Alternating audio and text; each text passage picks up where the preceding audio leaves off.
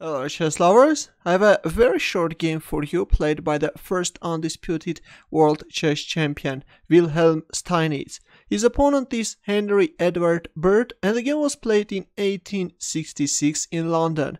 Steinitz had white pieces and he started with e4, e6 by Bird French defense, d4, d5, Knight c3, d takes e4, black is going for Rubinstein variation, knight takes e4 and knight c6, of course not the most popular move.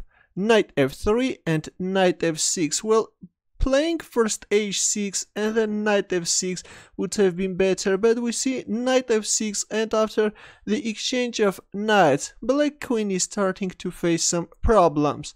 Queen f5 and now white is also developing the second bishop with a tempo, bishop d3 and a fatal mistake by Bird, queen g4. Well, at least he should have placed the queen on d5 square or on a5, but instead we see queen g4 and it turns out that now this queen can easily get trapped.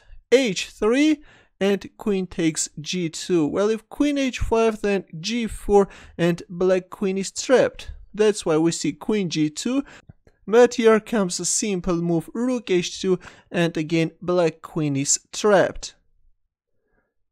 Bird captured on h2, knight takes h2, knight takes d4, then here comes a beautiful tactical shot by Steinitz, bishop b5 check and Bird resigned. Well, the bishop can't be captured because black will get checkmated, or if a move like c6 then simply queen takes d4, black can't even capture the bishop. Again there is that mating threat and it's over.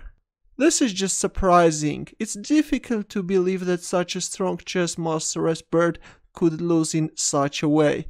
It will be also very interesting to know your opinion about this game. Waiting for your comments and questions.